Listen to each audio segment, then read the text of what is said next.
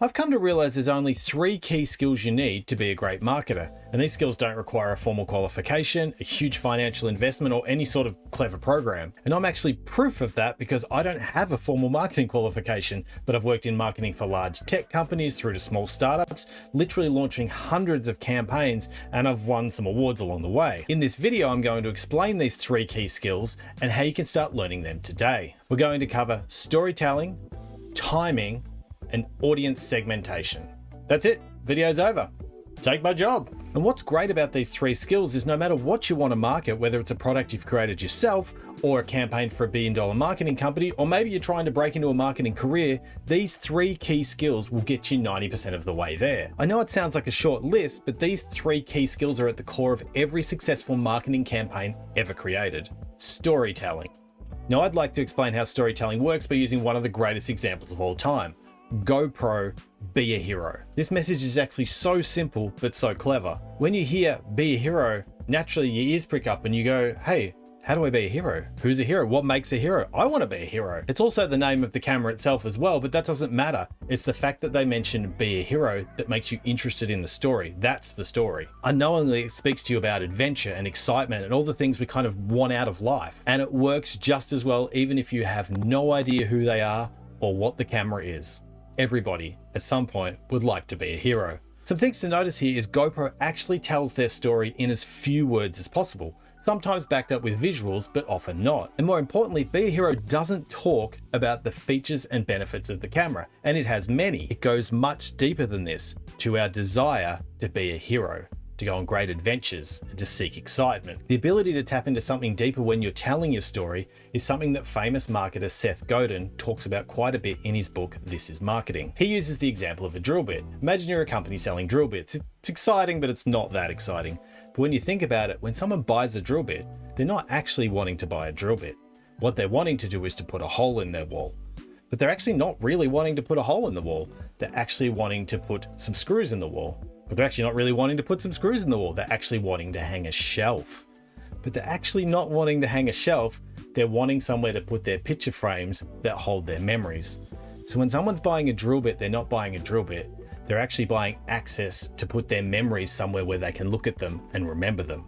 And that's the story. So how can you practice this today with your own product and service? Well, first of all, you can use the steps from Seth Godin and work backwards to work out the deeper meaning behind your product or service and what people really want. Then write this down in a paragraph that might be about 30 to 60 seconds long. This would be the equivalent of your ad copy. Now get that same paragraph and try and write it half the length. This might be your email copy. Now try and cut that paragraph down to just 2 lines, but retain the same story and depth. This could be a push message. You can never say push message. Now, try and take those 2 lines and cut them down to the least words possible, similar to GoPro Be a Hero. Try and get your story into just a tagline. This is a real skill. If you're having trouble with this, be sure to look around at your favorite brands and see what stories they're telling and what sort of taglines they also have. Some other great examples would be Nike, just do it. You're kind of like, do what? Well, just do what you want to do. Go do that thing. They're not even talking about sneakers. Another cool one is Disneyland, the happiest place on earth. You don't even need to know what that is. Everyone would want to go to the happiest place on earth. Timing. We've reached the point now where blasting marketing out to everyone at the same time is just more noise in most people's day.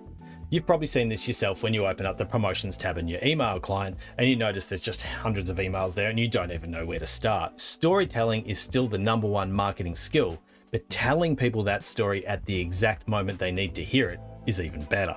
It's never a perfect science because everyone's life is different, but timing is something you should be certainly thinking about. Imagine you sell time management software and you want to market to potential new users. Would you email them on the weekend when they're relaxing on the beach without a care in the world? They finished their work week, they don't want to hear about it anymore? Or would it be better to send that email at maybe like 10 a.m. on Monday morning after people have got to work, gone through their inbox, realized their week's busy, they're not sure how they're going to manage that? I know this is an extreme example, but I think you can see where I'm going here. Monday morning might also be another good example for sending mindfulness tips to help people calm themselves into their work week. What about the example of a push message? I still can't say that. A push message telling someone about a sale. Do you let them know ahead of time or do you let them know when the sale starts? Well, here's an interesting one. Maybe it's both. A good way to start understanding timing is to look through your own inbox and messages that you get in other channels and see if you can work out why they were sent to you at that time. You may even notice messages from the same brand at different times across different channels. This is called omni-channel marketing, where they're trying to contact you at the best time that suits you in the best channel. For example, push is often sent when something is urgent, but email is often sent when it's less urgent. But you don't have to worry too much about that if you're just starting out. The main things to ask yourself are questions like, why am I seeing this now? Is it a holiday or is there a seasonal event on? Is there a sale on? Was I on their website looking at similar products recently? Am I on their store now? Is it a work day? Is it the weekend? Can I think of any actions I've taken on the internet recently that have let them know that I'm interested in this product or service? Or another interesting one is, has anyone in my house taken actions on the internet recently that may have let them know that I'm interested in this product or service? That's a bit of a wild one. And don't be surprised if you can't answer these questions well for a lot of the messages you're getting, because I would believe about 70% of companies are still just blasting out messaging, which is great for you because if you start to work out timing and start using it in your own messaging, it actually puts you ahead of the competition very quickly. So to summarize those two, let's tell great stories to people when they need to hear it the most. Audience segmentation. Audience segmentation is hitting like and subscribe on a video when you really enjoy the value. Oh, hold on, sorry, that's the wrong script, my bad. Audience segmentation is this kind of dark art of being able to split your users into groups where they have things in common. Maybe it's actions, behaviors, properties, things about them that are similar, because then you can speak to each of those groups in a more personalized way. This way, when we combine that with the previous two skills of storytelling and timing, we can tell slightly different versions of the same stories to different groups when they need to hear it the most. In some cases, the different groups might also have different timing. A simple example of this might be email subscribers. You might have new subscribers in one segment and older subscribers, maybe 3 months or more, in another segment. The new subscribers might need a bit more hand-holding and understanding your product or service, where the older subscribers might already know that and they need tips and tricks about how to get the most out of your product. New subscribers might need quite a bit of information just after they register to keep them interested in the product, where your older subscribers that are still active, it might be okay to just email them once a week when they want more tips. But there are lots of ways to segment users and the world's essentially your oyster. It could be based on country, it could be based on the last time they purchased at your store. Are they active? Are they not very active? Do they click on emails? Do they open emails? Essentially, you want to build segments and test them to see how they work before you decide on building more and more segments. Essentially, you could end up with a giant funnel with just one person in each segment if you wanted to keep going. So always keep an eye on the results to see if segmenting them helped before you go and make more segments.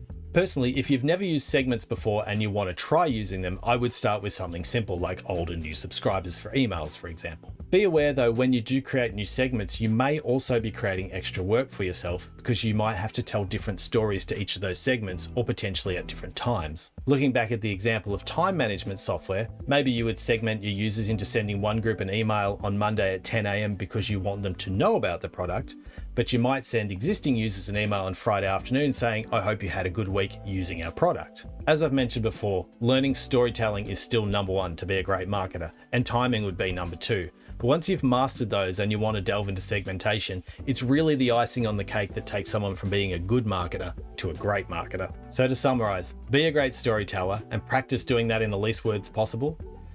Practice timing and telling people stories at the time they need to hear it most. And learn how to segment your audience so you can tell different versions of the same story to different groups when they need it most. And you are well on your way to being a great marketer with no formal qualification or anything else. But most of all, always have fun experimenting with marketing. That's one of the great things about it. We don't know everything, even as good marketers. We're always trying to understand things, and that's where a lot of the fun comes in. So don't be afraid to try things. Some things may work, some things may not, but they're all learnings. They're never failures. And before you go, I'd love it if you let me know in the comments what you got out of this video, or even just drop me an emoji because it's great for engagement. It's great to know you're still here. All right. And on that note, go and be marketers. Well, before you do, actually, maybe just watch this video here first.